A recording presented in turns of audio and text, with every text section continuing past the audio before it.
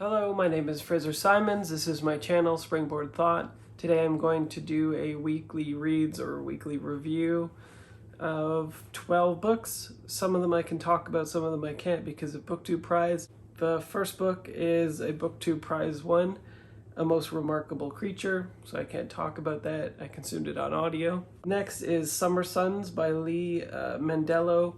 I gave this 4 stars. This is a queer, sort of Southern Gothic, paranormal / supernatural mystery book about a boy named Andrew who is just entering post-secondary. I think it's Vanderbilt, so I guess it's a university. I'm not very up on American stuff, but this guy already has a plan to go to this place because his best friend goes there.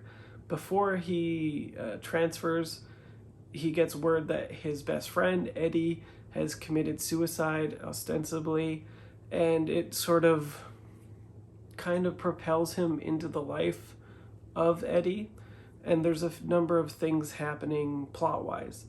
One is he is simply trying to come to terms with his grief and his really traumatic previous persona and life with Eddie as best friends. There is his queer journey. He's sort of questioning, closeted, and experiencing all of that sort of firsthand.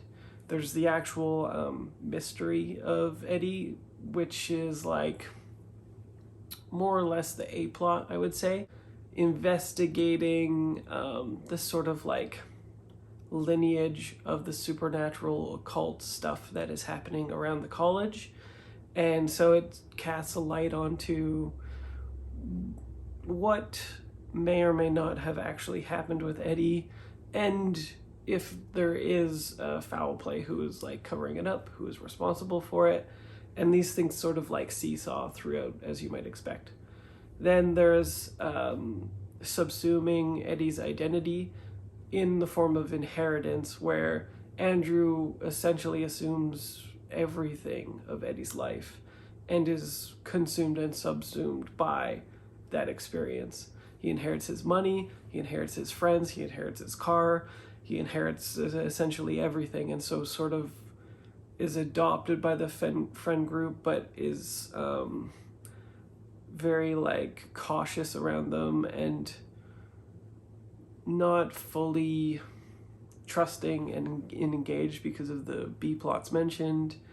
And simultaneously, again, this queer journey where he's thrust into this drugs, alcohol, fast racing car stuff that is happening. It's very machismo and toxic masculinity steeped, but with queer undertones that handles it in a very good way, and not just for glorification and power fantasy type stuff.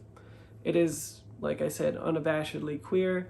It is fairly explicit with sex stuff, but not to the point of what I expected, really. For an adult novel, I'd say it's fairly tame on that side of things. It's certainly confronting homophobia, internalized misogyny, and the things that you might expect with closeted characters, and homophobia and the South, and Gothic undertones conjoined with those things. So it's all very dark, aggressive, reminiscent of Southern Gothic, and it's lyricism and musicality.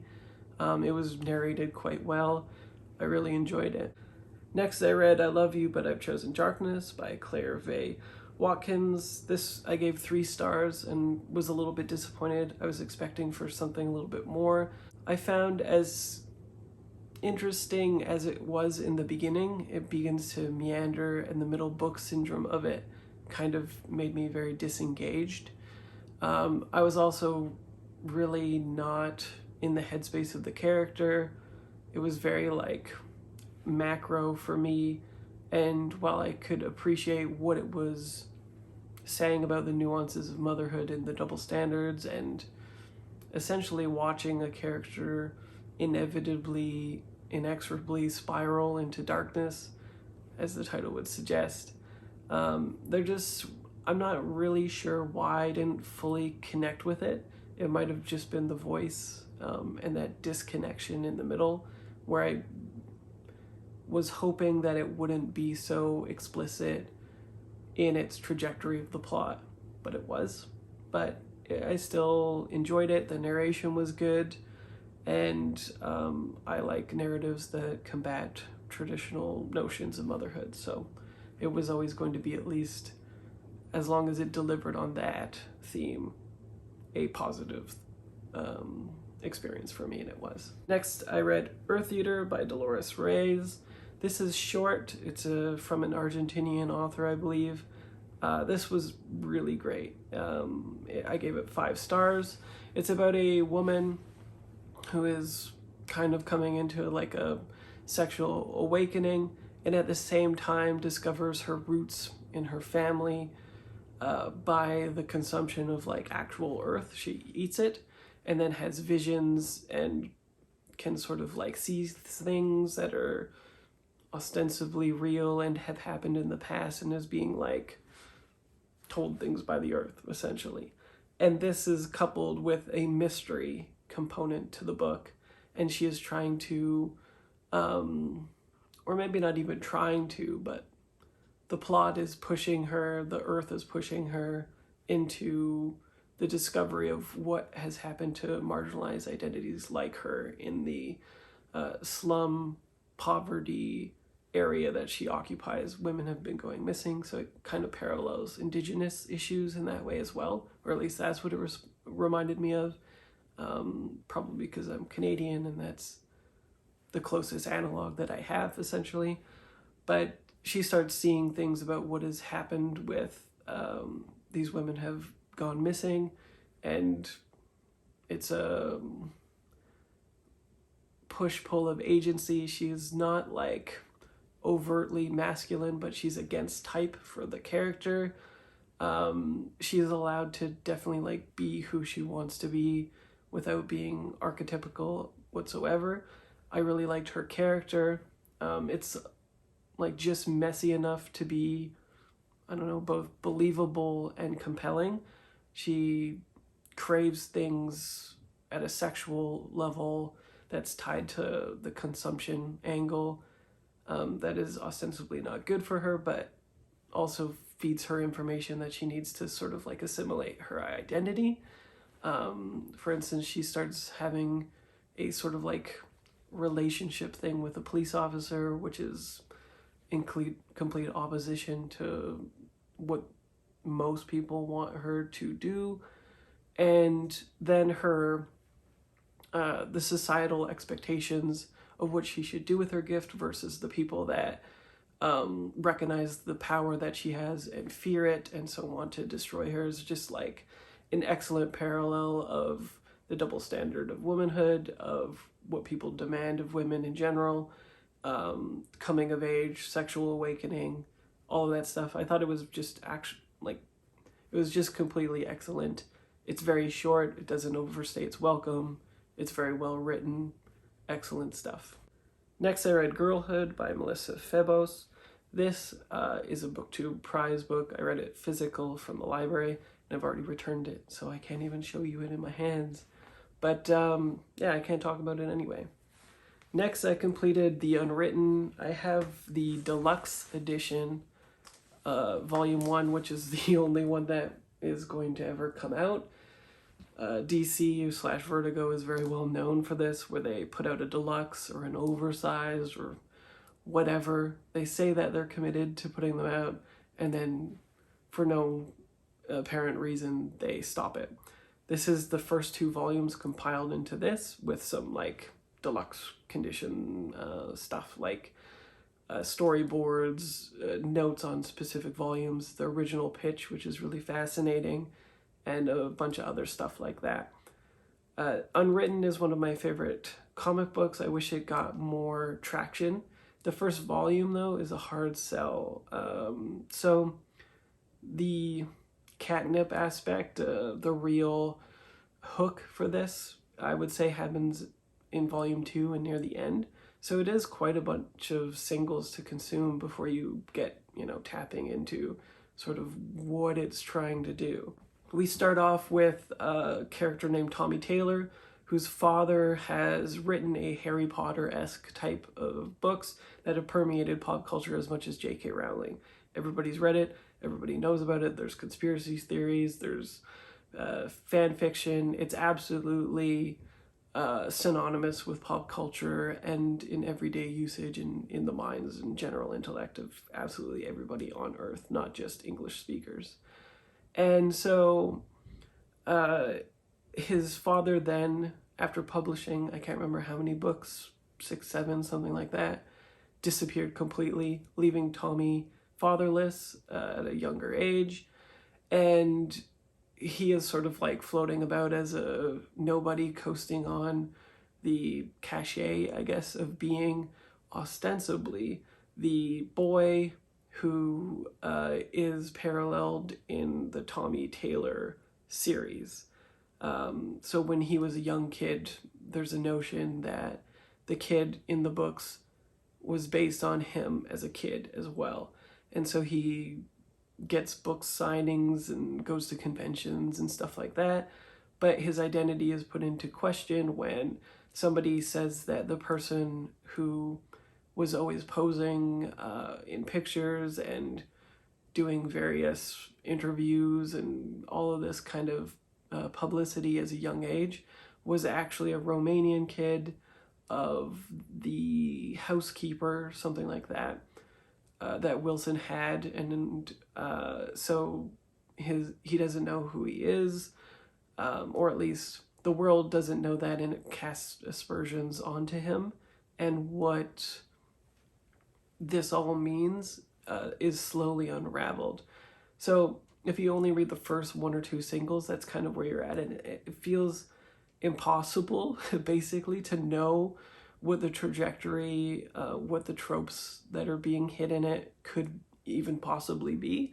But as you continue, it becomes a story that has fantastical elements drawn to it, but is also essentially surrealism, where it is trying to interrogate the connection between story itself in the general intellect, the primordial self of all humanity, and the gestalt of everybody's permeation and integration of identity itself, as well as at a cultural level, the power that is being wielded of people who tell stories, and how it affects history, where we're going at a speculative type level. And then again, because it's surrealism, it becomes a literalization of story itself, which is then traversed by Tommy and the other characters that he meets along the way, and explores that in great detail in a way that I've never seen in any comic or experienced in any book whatsoever. So it's kind of postmodern as well. But again, you sort of have to roll with the first volume and then go into the second and figure out like where it's all going. And for me, I never had a problem, because there's a lot of interesting things and trivia about literature and classics and culture of writing and literature and famous writers and stuff like that embedded in this, that makes it as part of a faction conspiracy story as well, where there's this like shadowy cabal that is sort of influencing culture by policing mainstream culture, kind of. It becomes like a literalization of a culture war, essentially, and then also them being able to eventually traverse story itself, like I said, at a literal level. So it is absolutely one of a kind, unique favorite of mine. I gave this volume 5 stars. The first volume I gave 4 stars. The second volume I gave 5, and then overall I gave 5 because it's such a strong start. I know where it's gone, and I'm rereading it currently, and just knowing more about classics, about literature, from the time that it came out to now has just really augmented the experience. Next, I consumed High School by Tegan and Sara Quin, who Tegan and Sara, probably most people know, they're a band. They're very popular in Canada, to say the least, especially when I was in high school. And this is about their experience in high school, but it's also, maybe unsurprisingly, but surprisingly to me, a very deep and meaningful queer memoir that is wholly unique as well, because they pepper in songs, tracks that they recorded at the time throughout the audiobook, and then the chapters seem to have been written in a compartmentalized way from each of the twin girls, and it chronicles just right up until they graduate high school. Whether or not you know them or their music, I think it is still a really powerful coming of age story that is like very honest, humane, endearing, because they come across quite poorly in some instances. Like, some of it, you know why. It's like internalized misogyny, homophobia that they were dealing at school, at a parental level, and all of these different things. But they seem pretty unabashedly straightforward at explicitly saying that they were like kind of messy, to say the least, and fighting all of the time, and their public persona is, you know, at odds, I guess, with this look, essentially. So I found it kind of like risky, brave, and then the compartmentalization of the sections do something kind of great, because they're clearly kind of unaware of each other's thoughts, but they bring up the same conflicts and their version of them. And then also as well the queer story that each of them develop throughout it, and the questioning, closeted nature, and it being steeped in a time when I was as well in high school. They're 5 years older than me, I think. And so by the time I got to junior high and high school, it was like everybody was listening to Tegan and Sara. They're from Calgary, where I grew up. They went to a similar school. Yeah, they were just everywhere, and there's for good reason, basically. So for me, it is probably more personal than other people that don't know them, obviously. But I do think, as I said, that there's a lot of substance here for people that want to consume a memoir about two queer teens that are Canadian, that were coming of age at a certain time, and really trying to make themselves seen for gay and lesbians who grew up around the same time, maybe are still questioning right now. I thought it was fantastic. I gave it 5 stars. At the end of it, they have an interview where they interview each other, which is very endearing. Totally amazing as an audiobook, as you might imagine. They deliver things very well. The Umbrella Academy Library Edition Volume 1, which is like the oversized edition. I'll put a picture of it. It's slightly bigger than trade paperbacks, essentially. It's not like fully oversized. Like the ones behind me, the Sandman ones, are quite a bit bigger than them, but they're overblown by somewhat, at least, and still a premium experience, basically. I've already seen the show. I did not like the comic as much, which is kind of what I expected based on what other people had told me about it. I gave this 2 stars. Essentially, if I hadn't seen the TV show first, I think I would have liked this comic quite a bit more. But all of the components between the family dynamics, the family drama, what is interesting about the story, and what it interrogates is done far better as the TV show, and is like the point of the TV show. It dwells way more on those moments, gives them a lot more plot beats, and in the comic it's essentially like perfunctory because it's clipping along so quickly to different conflicts. The culmination of the final conflict versus the TV show is far superior in the TV show, so it kind of gets its wind taken out of its sails a little bit for me. It was kind of like on par with the TV show with the first 2 or 3 issues, and then it starts going downhill when there's like one altercation by the family, and then suddenly the villain manifests in a slapstick character kind of way. And from that point on, I was just sort of finishing it because I had started it. Next, I read Under a White Sky, The Nature of the Future, Elizabeth Colbert. This I can't talk about because it's a prize, but I read in a physical format. And so I'll make a video later about all of the prizes. I have one left only to go. And then I can film the video, and then whenever we're supposed to release those videos, I'll do so. I read Finlay, Donovan is Killing It, the first book in the series or duology, not sure, by Ellie Cosimano.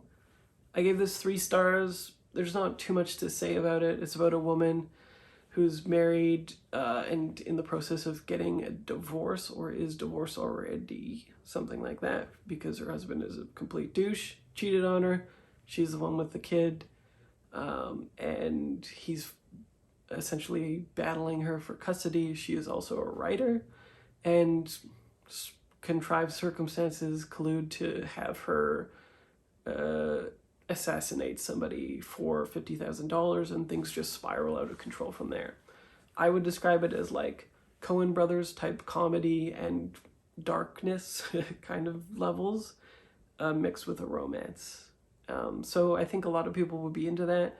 I gave it 3 stars. It was fine for me, but there's some huge contrivances that you just kind of need to roll with, as well as the kind of humor that it is going for.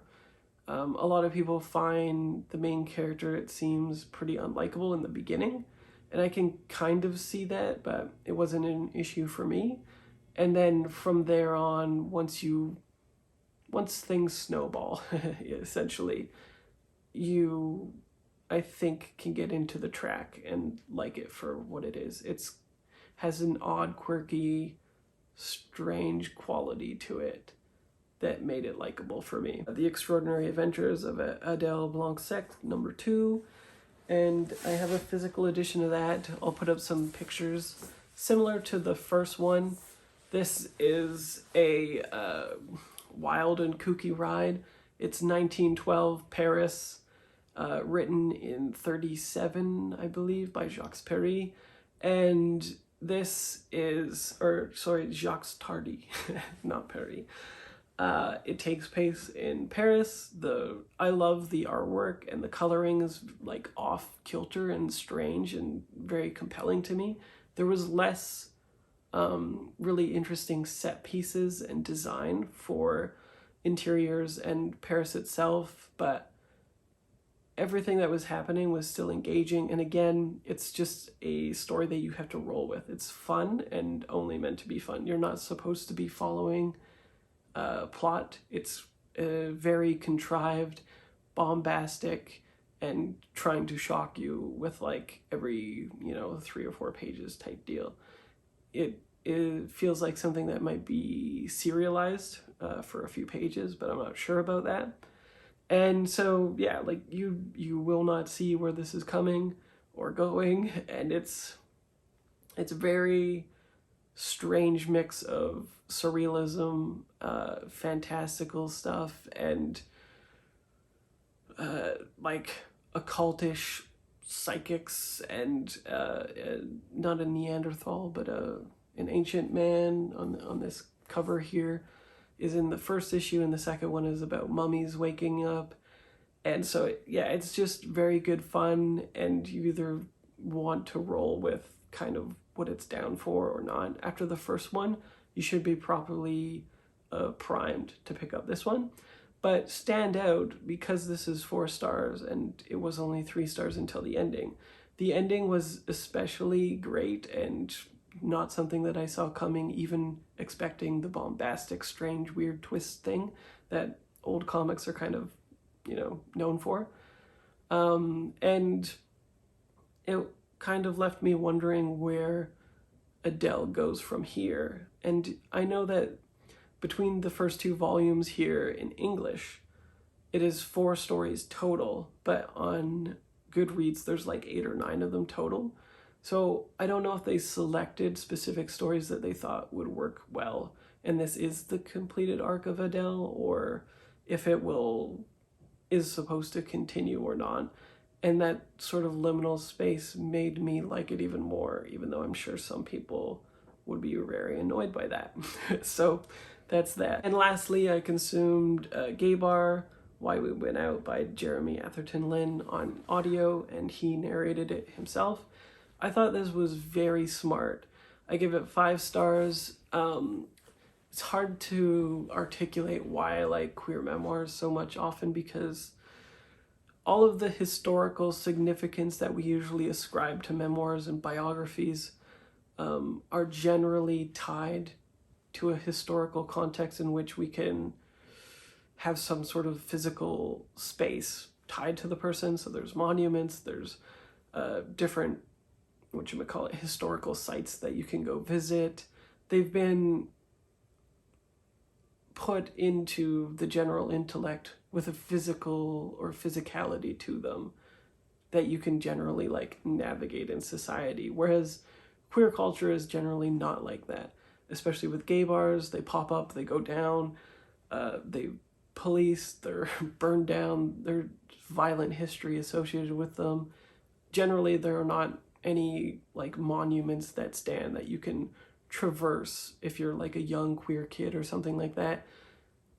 There's not many places that you can go to and try to like be immersed in that kind of history. It is generally heteronormative, militaristic, nationalistic, etc. So I think tying a personal historical narrative to an older queer man, a gay man in this case, to a historical site that is liminal and not existing for some people, but exists in his mind and is very well articulated, is kind of genius, I think, because queer people generally need to find and seek out other queer people to learn their history, learn about themselves, ask questions.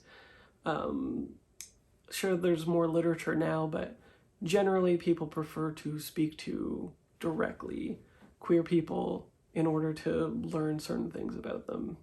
And so queer bodies embody historical context themselves. And so tying his trajectory as a queer person, his not coming of age, but his queer journey, by his very presence negotiating those spaces, has created history, if that makes sense. And so articulating it and putting on the page feels very, for one, well written, fascinating, but important.